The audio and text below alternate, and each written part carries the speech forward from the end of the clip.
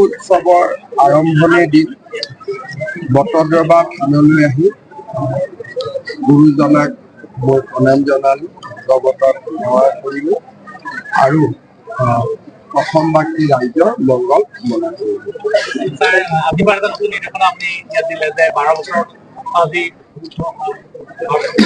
আমাৰ যি আবিৰ্ভাৱ ক্ষেত্ৰ আছে, যোৱা কেইদিনমানৰ পৰা আমি দেখিছোঁ যে তাতে মানুহে সোমাইছে, বিভিন্ন ধৰণৰ সাজ পোছাক পিন্ধি তাৰ যিটো পবিত্ৰতা সেইটো অক্ষুণ্ণ ৰখাটো মানুহে বিচাৰে। সেইকাৰণে আমি এটা সিদ্ধান্ত লৈছোঁ যে সেই থানত যিহেতু ভাগৱতৰো আকৃতি আছে, কোনো যোৱাত আপত্তি নাই, খালি জাতীয় সাজ পোছাক পৰিধান কৰি যাব।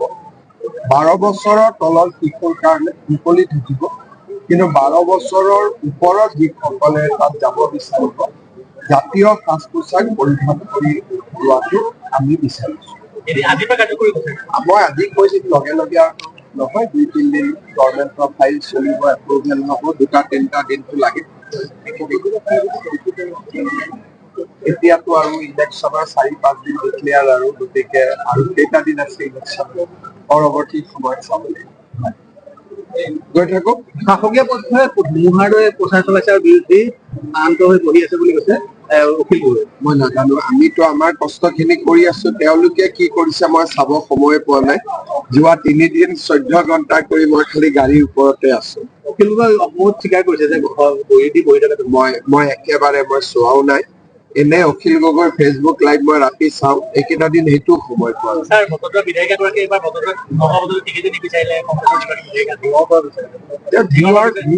তেওঁতো আগৰ পৰাই তেওঁতো ধিঙৰে বিধায়িকা। কংগ্ৰেছৰ যিখিনি চিটৰ কাৰণে তেওঁলোকৰ খোৱা কামোৰা হৈ আছে, সেইখিনি হ'ল বাংলাদেশী মূলৰ মুছলিম জনসংখ্যা থকা যিবিলাক চিট, সেইবিলাক চিটতহে তেওঁলোকৰ খোৱা কামোৰা চলি আছে। তাৰ পৰাই অসমৰ ৰাইজে এটা কথা বুজি পোৱা উচিত যে কংগ্ৰেছ দল অসম আৰু অসমীয়াৰ মাজত নাই। এই কথাটো একেবাৰে জল পট কৰি আজি ওলাই আহিছে। অখিল গগৈৰ লগতো কাজিয়া কোনকেইটা চিটত বাংলাদেশী মূলৰ মুছলিম চিট। তাৰ মানে মই প্ৰথমৰ পৰাই কৈ আছো যে তেওঁলোক অসম আৰু অসমীয়াৰ লগত নাই। নাটক কৰাটো বাদ দিম, কিন্তু এতিয়া যদি যোৰহাট চিট লৈ কাজিয়া লাগিলহেঁতেন, ডিব্ৰুগড়লৈ কাজিয়া লাগিলহেঁতেন, তেতিয়া আপুনি বুজি পাব।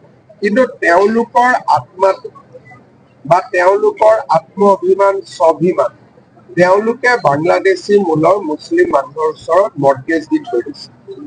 তাৰ পৰাই কংগ্ৰেছ চলিব আৰু তাৰ পৰাই কংগ্ৰেছৰ টিকট লাগিব, কাজিয়া হ'ব, মাৰপিট হ'ব, যি হ'ব তাতেই হ'ব। বাকী জাগাত তেওঁলোকক মানুহেও নিবিচাৰে আৰু তেওঁলোকেও মানুহক নিবিচাৰে।